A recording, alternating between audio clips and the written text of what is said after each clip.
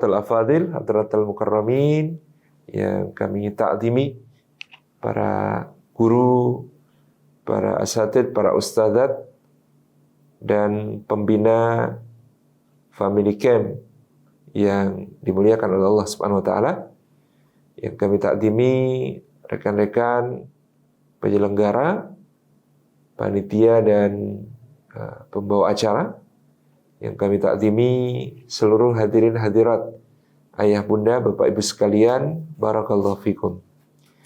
Puji syukur kita haturkan kehadirat Allah Subhanahu wa taala atas limpahan karunia-Nya pada pagi menjelang siang ini. Kita dihimpun di majelis ilmu, meskipun hanya secara daring, secara online, insyaallah tidak mengurangi semua keutamaan bermajelis ilmu yang bisa kita raih dari sisi Allah Subhanahu wa taala. Semoga setiap langkah yang kita tempuh pada hari ini menjadi pemudah jalan kita semua menuju ke surga.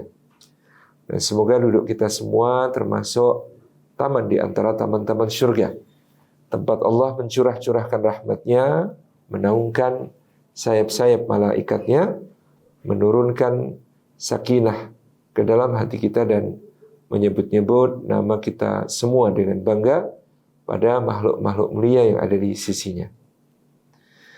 Bapak Ibu hadirin hadirat yang dimuliakan oleh Allah Subhanahu wa taala, bagaimana kita menjaga dan menyemai kembali cinta kita agar senantiasa subur di dalam kehidupan rumah tangga dan keluarga kita, meskipun usia semakin bertambah, meskipun anak-anak sudah semakin besar, meskipun kita sudah melewati pahit dan manisnya, asam dan garamnya kehidupan. Tentu yang pertama, kita penting untuk memahami ikatan di antara kita sebagai ikatan abadi. Kenapa ikatan abadi? Karena dinisbatkan kepada zat yang maha abadi, yaitu Allah Subhanahu wa ta'ala. Bahwasanya kita mengikat janji setia dengan melibatkan Allah, menggunakan asma Allah untuk menghalalkan sesuatu yang suci dan sakral. Maka dari situlah kita memahami, meskipun kita makhluk yang fana, meskipun kita manusia yang dhaif, tetapi kita telah mengikat janji dengan menyandarkannya kepada zat yang maha abadi, kepada Allah Subhanahu wa ta'ala. Maka Allah menyebutnya sebagai mitsaqan ghalidha.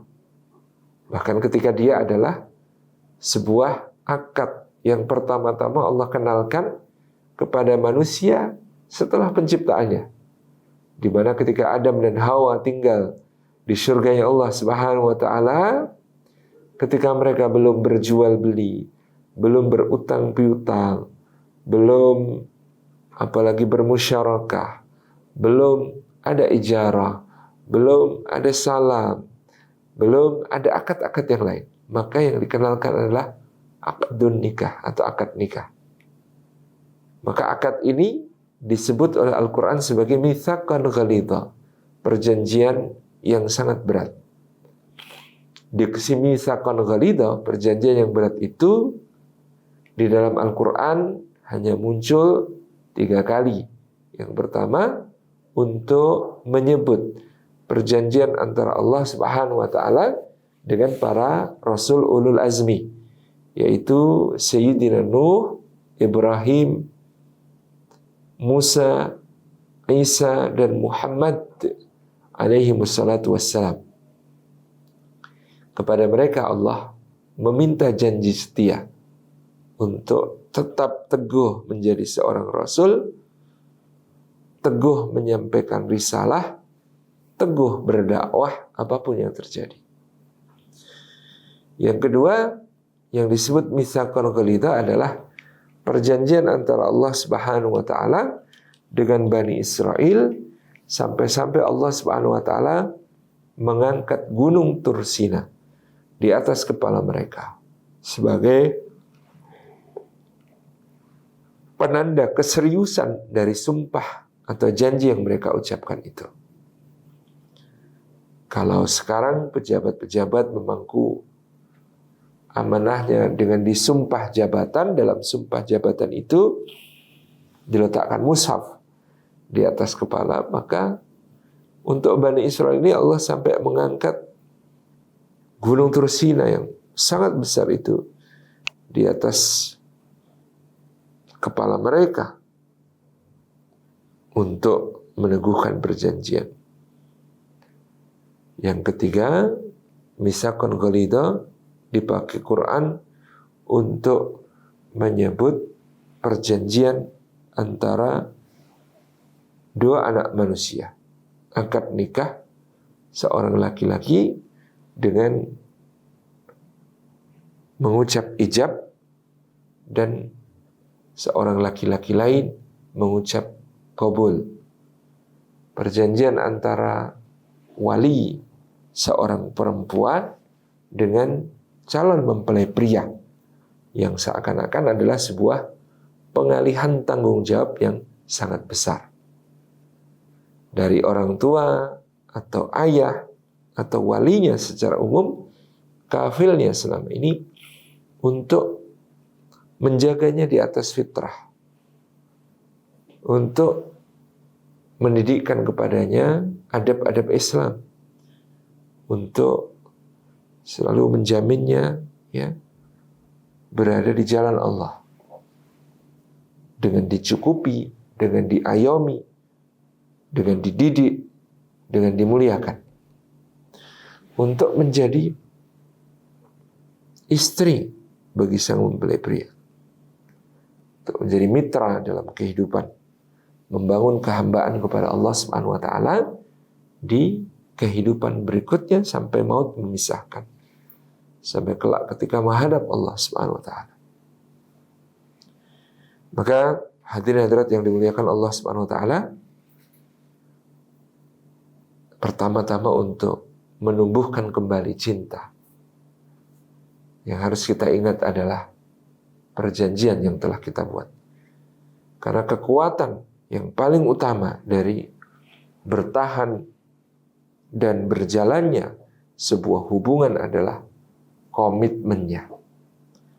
Maka komitmen kita diikat bukan hanya antar sama manusia, tapi komitmen kita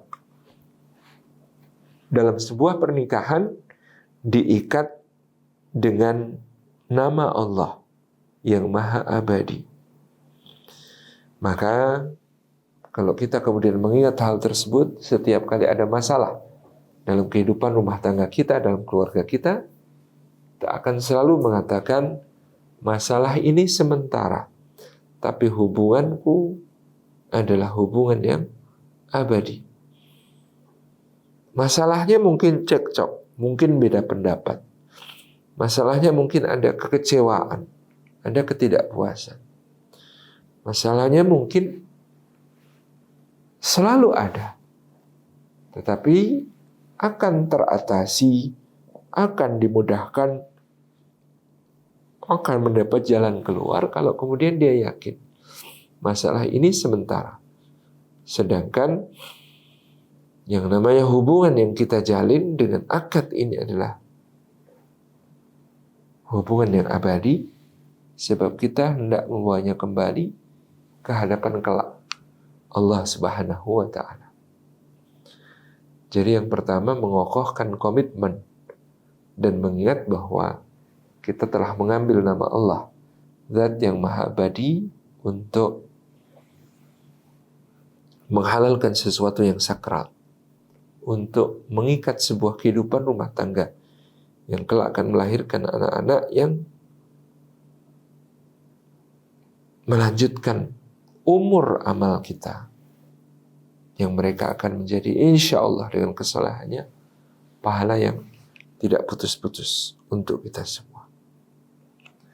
Jadi ini pertama, mengingat komitmen, mengingat motivasi, mengingat niat karena Allah. dan mengingat bahwa hubungan kita adalah mitsaqan ghalidha, betul-betul sebuah perjanjian yang sangat berat yang telah kita ambil dari Allah, perjanjian yang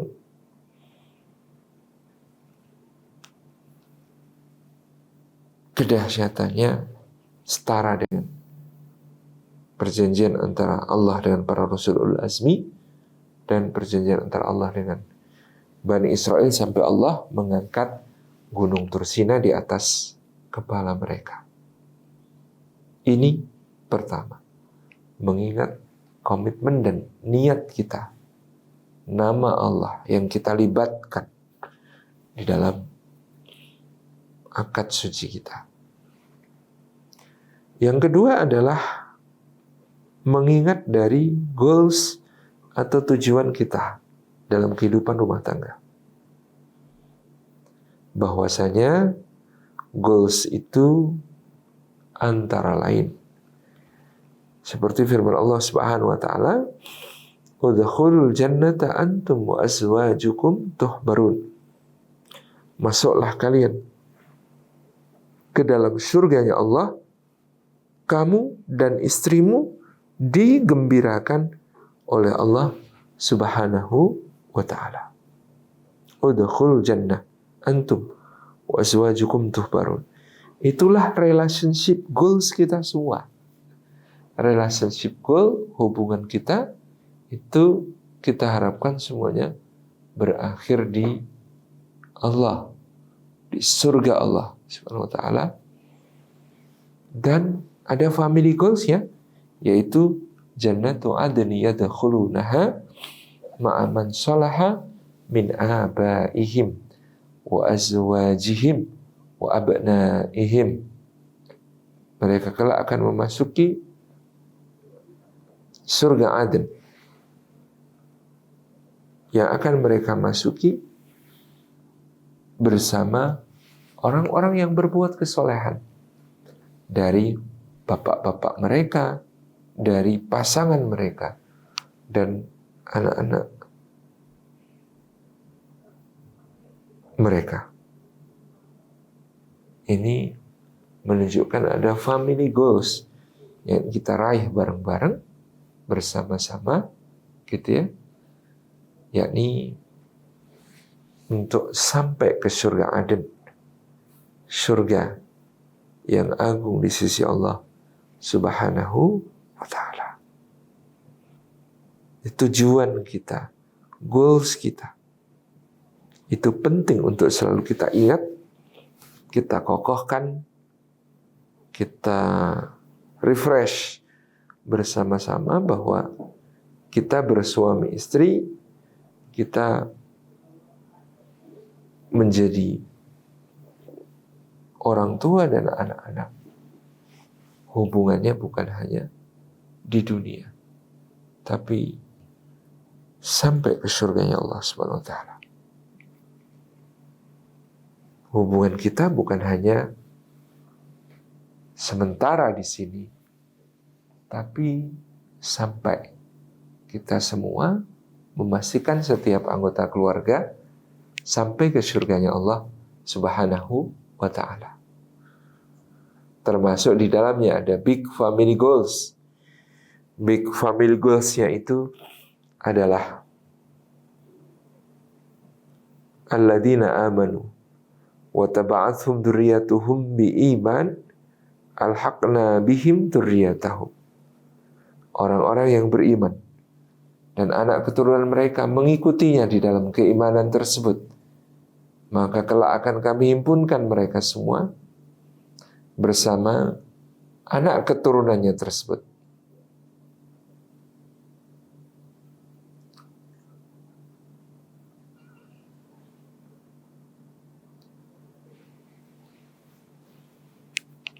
Maka di sini Bapak Ibu hadirin yang dimuliakan oleh Allah, kalau yang pertama tadi kita mengingat komitmen dan motivasi kita ketika kita menggunakan asma Allah untuk mengikat diri kita dalam ikatan pernikahan, maka Allah pula yang menjadi niat-niat kita.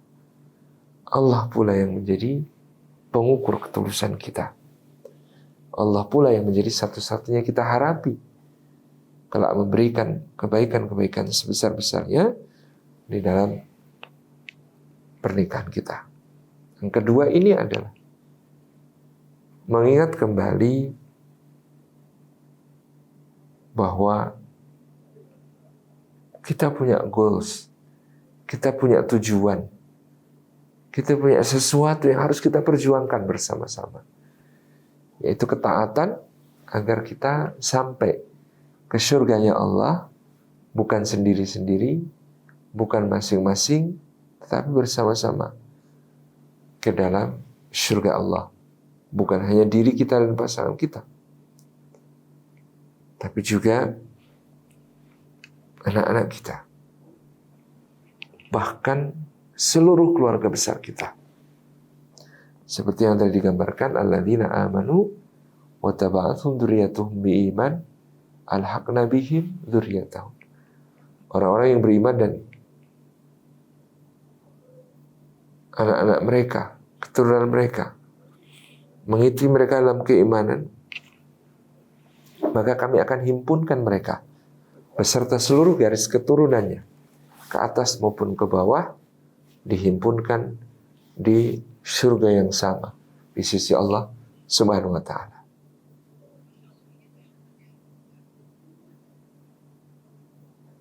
Betul, udah. Maka di sini kita penting untuk kemudian selalu mengingat goals bersama ini. Relationship goals-nya, family goals-nya, big family goals-nya. Iya, betul. Kemudian, yang ketiga, ayah bunda yang dirahmati oleh Allah SWT, setelah yang pertama, mengingat motivasi dan menguatkan komitmen. Yang kedua, mengingat goals atau tujuan-tujuan kita. Yang ketiga adalah bagaimana kita merekatkan cinta kita dalam rumah tangga kita, di keluarga kita ini, dengan doa-doa terbaik kepada Allah Subhanahu wa ta'ala. Allah adalah zat yang menggenggam hati kita. Dia pula yang membolak-balikkan hati itu. Sehingga dialah yang paling layak kita mintai tolong agar hati kita dikokohkan di atas agamanya, dikokohkan di atas kebenaran, dikokohkan di dalam ikatan suci yang akan kita pertahankan sampai ke surga ini. Maka apa yang bisa kita baca di antara doa-doa untuk mengikat kita, pasangan kita, dan bahkan anak-anak kita itu? Juga menyuburkannya. Doa itu adalah yang diajarkan Allah kepada kita melalui para ibadur rahman, para hamba Allah yang maha pengasih, di dalam suratul Furqan. Allah Subhanahu wa taala mengatakan, walladzina yaquluna rabbana hab lana min azwajina wa dzurriyyatina qurrata a'yuni waj'alna lil muttaqina imama. Allah mengajarkan kita doa dari lisan para ibadur rahman, hamba-hamba Allah yang maha pengasih itu. Mereka adalah orang-orang yang berdoa, berkata dalam doanya, Rabbana, duhai Rabb kami, hablana, anugerahkanlah untuk kami, min azwajina, dari pasangan-pasangan kami, wa dzurriyyatina, dan anak keturunan kami, qurrata a'yunin, mereka semua menjadi penyejuk mata bagi kami, waja'alna, dan jadikanlah kami, lil muttaqina, bagi orang-orang bertakwa itu, imaman, seorang pemimpin.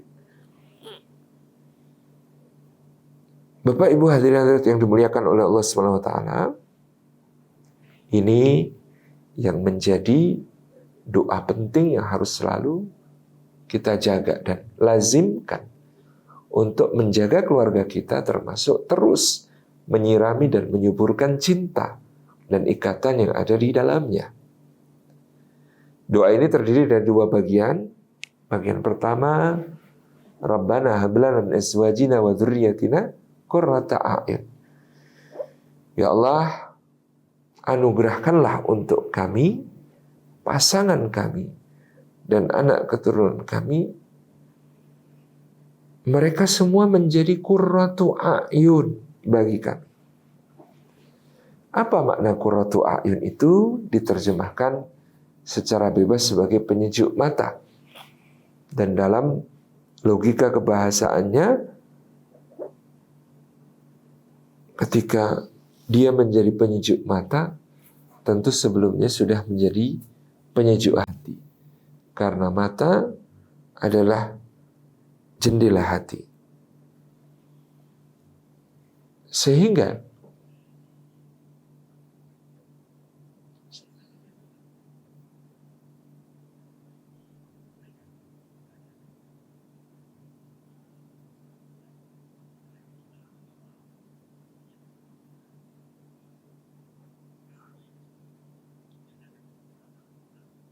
iya, betul, doa ini doa yang penting untuk dibaca oleh siapapun. Bukan hanya kita, tapi juga seluruh keluarga kita. Karena di dalamnya terkandung permohonan yang sangat luar biasa.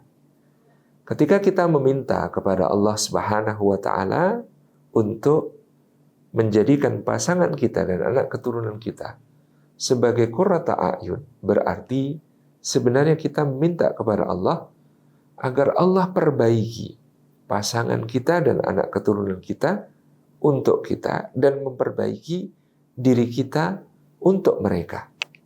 Apanya yang diperbaiki? Yang menyejukkan mata dan hati itu tentu yang pertama adalah hati yang beriman dan tunduk.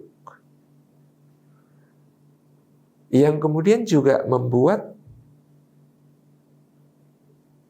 kita sejuk di mata dan hati kita adalah ketika pasangan dan anak-anak kita itu seluruh anggota badannya taat melaksanakan berbagai amal ibadah, amal saleh, perintah-perintah Allah.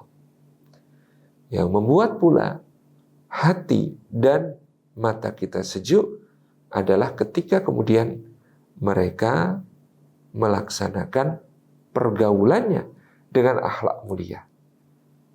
Maka para ulama mensifati bahwa ketika kemudian kita mengatakan Rabbana hab lana min azwajina wa dzurriyyatina qurrata a'yun, hakikatnya kita sedang meminta kepada Allah agar seluruh keluarga kita itu beriman dan bertakwa di hatinya, beramal saleh, berketaatan di anggota badannya, dan berakhlak mulia di dalam pergaulannya. Ini penggalan doa pertama. Dan dalam kata qurratu a'yun itu sendiri kita bisa mendapati bahwa qurratu a'yun itu lebih tinggi daripada cinta. Dalam hadis Nabi Shallallahu Alaihi Wasallam menyampaikan, dijadikan kecintaanku pada dunia kalian pada wewangian dan istri. Wa ju'ilat qurratu aini fis salati, dan dijadikan qurrah ainku itu di dalam salatku. Di sini ditunjukkan salat sebagai hubungan dengan Allah lebih tinggi daripada kecintaan Rasulullah kepada istri maupun wewangian. Maka kalau Allah mengajari kita doa supaya keluarga kita dijadikan sebagai qurratu a'yun, itu artinya Allah mengajarkan kita untuk mengangkat derajat keluarga kita lebih dari sekedar dicintai, tetapi menjadi sesuatu yang sangat bernilai, sangat berharga di sisi Allah Subhanahu wa Ta'ala. Yang selanjutnya, penggalan doa kedua lebih menakjubkan lagi. Karena doa kedua berbunyi, waj'alna lil muttaqina imama. Dan jadikan kami ya Allah sebagai imam, pemimpin orang-orang bertakwa. Kita itu biasanya kalau berdoa meminta sesuatu kepada Allah, kita merundukkan diri dengan sifat tawadhu, dengan ihtiqar di hadapan Allah, dengan merasa rendah, sehingga doanya sigatnya itu tawadhu. Doanya itu bentuknya doa yang merundukkan diri. Misalnya, waj'alna minat tawwabin, waj'alna minal mutatahhirin, waj'alna min ibadikas salihin, waj'alna min warasati jannatin na'im, dan lain sebagainya. Doa-doa seperti itu berarti, dan jadikan hamba, ya Allah, termasuk di antara banyak orang lain yang bertaubat, banyak orang lain yang mensucikan diri, banyak orang lain yang menjadi hamba-hambamu yang soleh, banyak orang lain yang menjadi pewaris surga yang naim. Sementara saya, ya Allah, jadikanlah di antara mereka hanya satu saja di antara mereka. Ini sigot doa-doa kita yang biasanya tawadhu. Tapi dalam doa ini kita tidak kemudian mengatakan waja'alna minal muttaqin, dan jadikanlah kami termasuk orang-orang bertakwa. Kita justru minta kepada Allah waja'alna lil muttaqina imama, dan jadikanlah kami sebagai pemimpin bagi orang-orang bertakwa, yang paling depan di antara orang-orang bertakwa, yang paling menonjol di antara orang yang bertakwa. Itu yang kita minta kepada Allah di dalam doa ini. Kenapa? Yang pertama, karena takwa di dalam keluarga adalah ikatan yang paling menjaga, yang paling kokoh. Suami yang bertakwa adalah suami yang paling baik. Sampai dikatakan oleh Imam Hasan Al-Basri, kalau dia mencintai anak perempuanmu, maka pasti akan memuliakannya. Bahkan jika dia tidak mencintai anak perempuanmu, dia tidak akan pernah tega untuk menyakitinya. Itu laki-laki bertakwa. Waja'alna lil muttaqina imama, maka takwa akan menjadi ikatan yang paling kokoh, penjaga yang paling hebat dalam kehidupan rumah tangga kita. Karena seseorang takut kepada Allah, dia setia. Karena seseorang takut kepada Allah, dia muliakan pasangannya. Karena seseorang itu takut kepada Allah, bertakwa kepadanya, maka dia jaga rumah tangganya. Karena seorang itu takut kepada Allah, maka komitmen itu, cinta itu menjadi sesuatu yang diperjuangkan bersama-sama. Di sini kita memahami kenapa Allah meminta kita berdoa, waj'alna lil muttaqina imama, dan jadikanlah kami Allah sebagai imamnya orang-orang yang bertakwa. Dan itu juga berarti memohon kepada Allah menjadikan seluruh keluarga kita semuanya sebagai orang bertakwa. Dan kitalah yang kemudian oleh Allah dijadikan sebagai satu kesatuan, kumpulan orang bertakwa, dan kita pemimpinnya. Itu dalam kehidupan rumah tangga, dalam kehidupan keluarga kita. Takwa itu pengikat terpenting. Sampai-sampai ya dengan takwa itulah ya, terjaga komitmen dalam keluarga kita dari segala mara bahaya. Takwa membuat seorang tidak memperturutkan hawa nafsunya. Takwa membuat seseorang tahu bahwa dia selalu terancam oleh godaan syaitan. Takwa membuat dia menjalankan perintah Allah dan menjauhi larangan-larangannya. Dan dengan itu berarti takwa, karena inna akramakum indallahi atqakum, semua yang paling mulia di antara kalian di sisi Allah adalah yang paling bertakwa. Ketika kita berdoa waja'alna lil muttaqina imama, jadikanlah kami orang yang menjadi imamnya orang bertakwa, kita sedang berdoa kepada Allah, ya Allah, jadikanlah aku orang yang paling mulia di antara semua manusia di sisimu. Itu tadi kalimatnya waja'alna lil muttaqina imama. Jadikanlah kami pemimpin bagi orang-orang bertakwa, ya Allah. Jadikanlah kami orang yang paling mulia di sisimu. Ini doa kita. Dan karena kita membaca di dalam surat At-Talaq, misalnya ayat kedua dan ketiga, wa may yattaqillaha yaj'al lahu makhraja wa yarzuqhu min haitsu la yahtasib. Dan barang siapa bertakwa kepada Allah, maka dijadikan jalan keluar dari masalahnya dan diberi rezeki dari arah yang tidak disangka-sangka. Maka ketika Allah mengajari kita berdoa, wa ja'alna lil muttaqina imama, sebenarnya Allah sedang meminta kita berdoa, memohon secara tidak langsung, ya Allah, jadikan dalam setiap masalah saya jalan keluar, dan jadikan di dalam setiap kehidupan saya rizki dari arah yang tidak disangka-sangka, tidak diduga-duga, sehingga mudah kami mensyukurinya. Dan kalau kita membaca dalam Al-Quran Karim, masih surat At-Talaq ayat yang keempat, Allah mengatakan, wa may yattaqillaha yaj'al min amrihi yusra. Dan barang siapa bertakwa kepada Allah, dijadikan bagi urusannya mudah. Maka ketika Allah mengatakan, menuntun kita berdoa, ja'alna lil muttaqina imama, dan jadikanlah kami imam bagi orang-orang bertakwa, adalah jadikanlah kami semua urusan kami mudah karena ketakwaan itu. Kemudian karena di dalam Al-Quran kita juga membaca ayat in tattaqullaha yaj'al lakum furqana. Kalau kalian bertakwa kepada Allah, maka Allah menjadikan di dalam dada kalian furqan, kepekaan hati untuk membedakan yang hak, yang batil, yang benar, yang salah, yang terpuji dan yang tercela, yang halal dan yang haram. Clear. Tapi juga di situ berarti kita mohon kepada Allah, wa ja'alna lil muttaqina imam. Jadikanlah kami imam.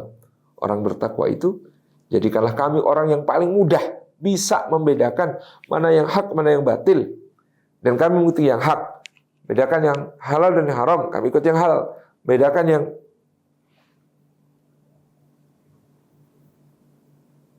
membedakan yang baik dan yang buruk, dan mengikuti yang baik, dan seterusnya. Wa ja'alna lil muttaqina imama. Doa ini, Bapak Ibu yang dirahmati Allah, penting untuk kita baca di setiap waktu, di setiap kesempatan. Karena kita juga ya tidak bisa melawan pergerakan usia. Semakin bertambah usia, dan tentu kita tidak seperti ketika pertama kali bertemu dulu, yang pesona fisik kita masih membuat berdebar-debar hati. Semakin bertambah usia pernikahan, ya kita harus semakin memperbanyak doa ini. Agar apa? Agar kita menemukan dari pasangan kita bukan hanya hal-hal fisiknya, tapi kita mampu memandang pasangan kita bahkan dengan bayangan surgawinya kelak. Kalau ibu-ibu rajin membaca doa ini, maka mudah-mudahan Allah tampakkan di mata ibu-ibu semua, bapak itu seperti penampilan surgawinya nanti. Karena di surga nanti, bapak-bapak ini semua akan dibangkitkan Allah di sekitar usianya Nabi Isa alaihissalam, kira-kira 33 tahun. Dan dengan tampang setara parasnya dengan Nabi Yusuf alaihissalam. Jadi kalau banyak baca Rabbana hablana ini tadi, ibu-ibu bisa melihat bapak-bapak, ya Allah, kayak Nabi Yusuf ya. Meskipun hati-hati jangan pegang pisau, karena bisa teriris-iris jari. Sekarang kok menjengkelkan, kok suka bikin emosi, mungkin itu cuma lagi acting untuk menguji kita. Sabar sejenak. Nabi Yusufnya memang lagi kayak begitu gitu ya, di antara kita. Di sisi yang lain, ya, ibu-ibu yang membacanya, gitu ya. Bapak-bapak pula membacanya. Ketika bapak-bapak membacanya, mudah-mudahan dengan itu di mata bapak-bapak, ibu-ibu ini juga seperti bayangan surgawinya. Bayangan surgawinya nanti itu 70.000 kali lipat lebih cantik daripada bidadari yang paling cantik. Luar biasa. Lebih cantik daripada bidadari yang paling cantik. Maka 70.000 kali lipat lebih cantik daripada bidadari yang paling cantik. Maka kalau bapak-bapak banyak doa ini mudah-mudahan tidak gampang tergoda dengan yang bening-bening yang di luar sana, gitu ya, yang kemudian tadi seolah adalah godaan-godaan bagi kita. Kita tidak lagi mencari yang cantik karena kalau cari yang cantik setiap hari keluar edisi barunya, gitu ya. Tapi kita menemukan di sini dengan doa ini istri kita, masya Allah, seperti bayangan surga itu 70.000 kali lipat lebih cantik daripada bidadari yang paling cantik. Yang sangat layak kalau kita kemudian tergoda di luar, kita palingkan wajah kita, palingkan pandangan kita kepada dia. Tapi sekarang mungkin dia sedang menyamar. Istri kita ini kalau menyamar, penyamarannya sempurna. Pakai dasternya tambalan, ada noda minyak, jelantah, noda oli, noda kecap, noda saus, gitu ya. Sedang memasak di dapur, keringatnya berleleran begitu banyak. Yang dimasak sambal terasi, baunya menyatu dengan keringat, ya, uap dari bau terasi itu menyatu dengan keringat yang ada di dalam kulit kepala dan rambutnya, ya. Buat penampilannya betul-betul penampilan yang penyamaran sempurna tadi. Beda banget dengan nanti kalau di surga yang 70.000 kali lebih cantik daripada bidadari yang paling cantik. Tapi saat seperti itulah guru saya Mas Pri GS di Semarang selalu mengajarkan mengungkapkan cinta yang tulus kepada pasangan. Beliau ketika usia pernikahannya sudah di atas 30 tahun, beliau cerita, ya apa yang kemudian bisa kita bangun dari usia pernikahan yang sudah lebih dari 30 tahun? Ya setiap pagi, Dek, kata beliau kepada saya, kalau istri saya lagi masak di dapur dengan keringatnya yang bercucuran, dengan masakannya yang berbau, dengan asap yang menyatu dengan kulit kepala, rambut, dan keringat yang ada di rambutnya itu. Pada saat seperti itu saya peluk dia sebagai kejutan dari belakang. Saya cium dia dengan ciuman yang mesra. Dia pasti akan protes dengan menonjok perut saya dengan sikunya, kemudian mengatakan, apa sih? Gitu. Maka saya akan menjawab kepada dia, memelukmu, menciummu di saat engkau rapi dan wangi, itu biasa. Tapi menciummu dan memelukmu di saat seperti ini, inilah yang disebut sebagai jihad akbar, katanya gitu ya. Guyonan-guyonannya. Jadi ada proses di mana kemudian kita justru dengan doa ini kita akan terjaga. Bapak Ibu yang dimuliakan oleh Allah Subhanahu wa taala, doa ini tentu diikuti oleh komitmen tadi untuk saling menjaga dengan pasangan kita. Sejauh yang kita mampu, sejauh yang kita bisa. Bagaimana kita melaksanakan sunnah-sunnah yang dituntunkan oleh Rasulullah SAW dalam menjaga harmoni dan cinta. Misalnya, bahwa Sayyidina Anas ibnu Malik radhiyallahu anhu bercerita, tidak pernah Rasulullah SAW itu mengetuk pintu, meminta izin masuk, mengucap salam kepada keluarganya, melainkan beliau pasti sudah dalam keadaan bersiwak dan memakai wewangiannya. Jadi Nabi SAW itu pulang tidak pernah dalam keadaan kusut, tidak pernah dalam keadaan acak-acakan, tidak pernah dalam keadaan keringat yang berbau, tidak pernah dalam keadaan letih, lemah, lesu. Selalu dalam keadaan bersemangat, selalu dalam keadaan rapi, selalu dalam keadaan wangi. Itu yang beliau tontonkan kepada kita semua. Sebagaimana kita kemudian memahami salin salat yang dimuliakan oleh Allah Subhanahu wa taala, pergi itu ketemu dengan kepentingan, pulang itu ketemu cinta dan kesetiaan. Maka bagaimana suami melaksanakan sunnahnya Nabi SAW? Bagaimana kemudian dia pulang juga memberikan hak kepada keluarganya itu. Yang disaksikan oleh Anas bin Malik, keluarga itu nomor 2. Setelah 1, Allah. Nabi SAW ketika akan sholat, beliau bersiwak, memakai wewangiannya. Sama ketika pulang ke rumah, menjumpai istri juga sama. Dia memakai wangiannya, dia bersiwak untuk keluarganya. Bapak-bapak mungkin penting untuk kita. Meskipun ini kalau baru memulai kebiasaan malah dicurigai. Tapi inilah ngaji. Ngaji itu memang menghidupkan sunnah Islam yang dirasa asik. Bagaimana bapak-bapak misalnya pulang ke rumah itu dari pekerjaannya, dari aktivitasnya, selalu seperti sunnah Nabi SAW.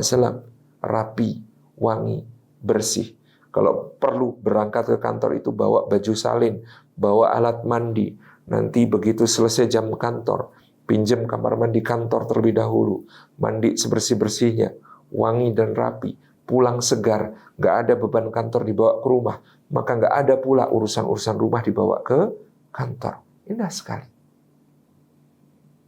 Demikian pula Sayyidina Abu Hurairah bercerita, setiap kali pulang dari jihad fisabilillah, jarang sekali Rasulullah SAW itu langsung masuk kota Madinah.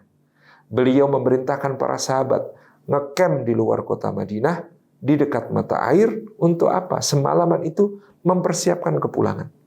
Suami-suami ini, kemudian mereka diperintahkan mandi, memangkas yang perlu dipangkas, memotong yang perlu dipotong, memakai wewangiannya, pakaian terbaiknya, untuk pulang besok menemui istri dan anak-anaknya dalam keadaan terbaik. Senyampang dengan itu, Rasulullah mengirim orang untuk menyampaikan kabar ke dalam kota bahwa para suami besok akan pulang. Maka para istri sudah mengerti apa yang harus dilakukan. Rumah pun ditata, dibersihkan. Makanan kesukaan suami dimasak dan disiapkan. Sang istri kemudian mandi, memakai berbagai riasannya, memakai berbagai perhiasannya, tampil cantik dan rapi, menyambut suami. Kalau perlu sebagai hal yang istimewa, gaun pengantin dipakai lagi, gitu ya. Kemudian ketika mereka sama-sama berjumpa, menjadilah pulang itu sebagai momen istimewa, momen yang indah, momen yang agung. Sang suami bisa meredam semua yang ada di luar sana, yang kemudian menghantuinya dengan godaan-godaan misalnya. Karena di rumah ketika dia pulang, disambut oleh seorang istri yang begitu menyenangkan dalam pandangan. Maksud saya adalah, ya, ada sunnah Nabi SAW kepada para lelaki, kalau mereka tergoda di luar sana, maka mereka disunnahkan untuk pulang ke rumah menjumpai istrinya. Karena pada istrinya terdapat segala sesuatu yang ada pada wanita yang ada di luar sana. Itu hanya saya lebih suci lagi berpahala di sisi Allah Subhanahu wa Ta'ala. Ya, kalau kita puasa begini kan jam 3 sore ya Pak ya, lihat es cendol, seksi sekali. Lihat es buah, cantik sekali. Lihat es campur, menarik sekali. Tapi nanti ketika waktunya berbuka puasa, seteguk air putih cukup untuk meredakan semua ketergodaan itu. Dhahabat tama'u wabtalatil uruq wa thabatal ajru insyaallah. Karena air putih, begitu sederhana air putih itu, tetapi bisa mengalahkan semua pesona tadi. Nah ini saya tidak mengatakan berarti yang di rumah cuma air putih ya Ustaz ya. Kalau di luar es buah, es cendol, es apa namanya campur gitu ya. Tentu maknanya adalah bagaimana kemudian di rumah ini menjadi satu hal yang luar biasa. Karena nanti ada tauris nilai, jangan sampai anak-anak kita memandang bahwa kalau ayahnya pulang tinggal sisa-sisa, tinggal capeknya, nggak mau dengerin mereka, nggak mau bantuin mereka ngerjain PR, nggak mau mendampingi mereka belajar, ya. Padahal mereka sangat mengharapkan itu. Rasulullah SAW adalah orang yang bahkan ketika pulang dari perjalanan jauh langsung bisa dinaiki Al Hasan dan Al Husain keliling rumah sampai dikomentari, itu yang kalian tunggangi tunggangan yang paling mulia di seluruh langit dan bumi. Maka Nabi menjawab, yang menjadi penunggangnya adalah para penghulu pemuda kelak di surga. Ini Bapak Ibu hadirin yang dimuliakan Allah menunjukkan betapa momen bertemu di rumah. Apalagi kalau bapak-bapak kerjanya dari berangkat anak-anak belum bangun, pulang anak-anak sudah tidur gitu ya. hanya ada waktu di akhir pekan. Jangan sampai waktu akhir pekan tersia-siakan hanya gelimbang-gelimbung kecapean di depan TV. Jangan sampai ada momen-momen kebersamaan itu yang terlewat begitu saja. Ini pula kepada ibu-ibu, bagaimanapun laki-laki punya mata yang tadi ada ketergodaan. Maka kalau sudah ada kode dari suami untuk merawat diri, mempercantik diri, penting untuk dilakukan. Jangan sampai kita membantah. Misalnya suami mengatakan, sayang, Mi, Bunda, bawa sana ke salon dulu, biar anak-anak sama aku. Ini suami sudah memberi kode seperti ini, jangan ditolak dengan mengatakan, nggak lihat apa, cucian numpuk segitu banyak, piring gelas kotor semua, rumah berantakan kayak gini, kok masih disuruh ke salon segala, mana sempat, gitu ya.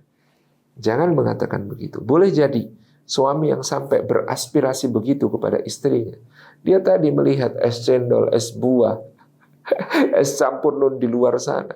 Ketika berpaling ke rumah, air putihnya ternyata tidak bening, air putihnya ternyata keruh, sehingga perlu dibeningkan terlebih dahulu. Jadi saya sering mengatakan kepada ibu-ibu, Bu, kalau Anda nggak sempat masak, maka rumah makan banyak yang buka. Kalau Anda tidak sempat mencuci, maka laundryan sekarang banyak yang bisa kilauan dan ekspres. Kalau Anda tidak sempat membereskan rumah, minta tolong pada tetangga yang duafa dan berikan upah yang baik. Niscaya dia ikut bahagia. Tapi dalam urusan yang satu itu, suami Anda tidak boleh meminta bantuan kepada orang lain, siapapun dia. Itu yang sangat penting. Yang berikutnya, Bapak Ibu yang dirahmati Allah, ya, setelah doa dan ikhtiar kita untuk saling menjaga, maka kita sesekali perlu melakukan refresh dan mengevaluasi rumah tangga kita. Ada waktu yang perlu kita alokasikan untuk dalam suasana yang rileks, suasana yang santai, ya kita bisa bicara hati ke hati. Anak-anak, orang tua, ayah bunda, suami istri, semuanya bicara terbuka. Kalau tidak bisa bicara, siapkan form. Kita sedang piknik, malam-malam keluarin form itu, ya. Ada lembaran yang berisi ayah, yang aku sukai dari ayah, yang kurang aku sukai dari ayah. Bunda, yang aku sukai dari bunda, yang aku kurang suka dari bunda. Kakak, adik, semuanya saling menuliskan apa-apa yang disukai dan tidak disukai untuk menjadi evaluasi bersama. Ini perlu dijadikan momentum. Maka bagian-bagian dari anggota keluarga ini masing-masing punya me time, punya waktu untuk dirinya sendiri, ya. Dia menikmati hobi mungkin, bunda-bunda izinkan suami untuk menikmati sebagian hobinya, terutama hobi yang sifatnya rujulah, hobi yang sifatnya ada unsur kejantanan. Kalau zaman dulu berkuda, nah sekarang naik moge, naik RX King atau touring, ya, atau bikers, ya, itu bagian dari rujulah, hobinya laki-laki. Kemudian atau yang dulu berburu sekarang jadi memancing, atau yang dulu ya sekarang ada memanah dan sebagainya. Itu hobi suami yang perlu kemudian didukung sebatas tentu dikompromikan dari sisi waktunya, dari sisi durasinya, dari sisi intensitasnya yang perlu diatur. Sepedaan dan lain sebagainya. Ini semua hobi itu kalau bisa SNI dan ISO. Semua hobi itu SNI sudah nanya istri dan ISO istri sudah oke. Nah, itu hobi yang layak untuk dijalani. Karena laki-laki membutuhkan hobi untuk membentuk kembali pribadinya sebagai seorang laki yang penuh cinta. Maka secara psikis digambarkan oleh para pakar, setiap kali seseorang lelaki selesai dari menjalankan hobi, dia akan menambah ekspresi cintanya kepada keluarga. Seakan-akan sebagai kompensasi merasa tadi habis menikmati hobi untuk dirinya, ya sekarang berarti harus mencurahkan kasih sayang untuk keluarga secara lebih. Itu natural pada seorang laki-laki. Jadi ada me time bagi suami, ada me time juga bagi istri. Boleh nggak ya aku me time bentar? Apa sih me time-nya? Ke salon, kecantikan. Boleh nggak ya aku me time? Me time kenapa? Oh ternyata me time-nya sangat indah. Cuma minta waktu untuk bisa tilawah 2 juz. Masya Allah, itu me time. Kemudian ada couple time di antara kita untuk gelenak-gelenik, kata orang Jawa. Ngobrol berdua, ya, bicara hati ke hati. Satu kali mungkin anak-anak kalau ada yang masih kecil perlu dititipkan ke kakek neneknya, atau ada di playgroup, atau di mana. Yang jelas kita suami istri memanfaatkan waktu untuk berdua. Mungkin naik motor berdua, boncengan sambil saling berbicara, atau naik mobil sebelahan berbincang-bincang. Ya tidak harus candlelight dinner yang mahal, di restoran yang mahal, bukan. Tetapi yang penting kebersamaan. Lalu itu tadi istilah orang Jawa bisa gelenak-gelenik bicara satu sama lain. Dulu ada lagunya almarhum Basuki dan Mbak Nunung, ya, yang judulnya Mati Urip Saklawase, bahwa berbicara hati ke hati, duduk bersama itu penting. Kene lungguh kene, ngomong-ngomong dikepenak, kayak gitu ya. Itu satu ekspresi bahwa kita perlu couple time. Yang ketiga ada family time, ya, melibatkan anak-anak. Kita perlu menghabiskan waktu yang nantinya akan menjadi kenangan bersama. Menghabiskan waktu yang anak-anak ini tidak lama mau akrab-akraban sama kita. Ya, karena ketika sudah dewasa malu kemudian mungkin pergi traveling sama orang tua, maunya traveling sendiri atau sama teman gitu ya.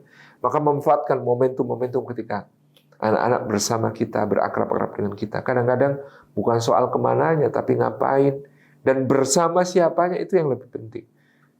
Ya, bukan soal kemana atau ngapain, tapi bersama siapanya itu yang jauh lebih penting. Sehingga kemudian ya kami dulu kadang merencanakan kita mau piknik yuk, piknik, sudah nyiapin keranjang piknik, diisi berbagai jenis kue-kue dan makanan, bawa tikar, bawa tenda, udah dinaikin ke mobil, tiba-tiba hujan deras. Wah, ini mau ke hutan pinus nggak jadi nih. Akhirnya masuk kembali ke rumah, tikar digelar, tenda dipasang, lampu dimatikan, lilin dinyalakan, ya, setel suara laptop, ada suara burung berkicau bercericit-cericit, ya.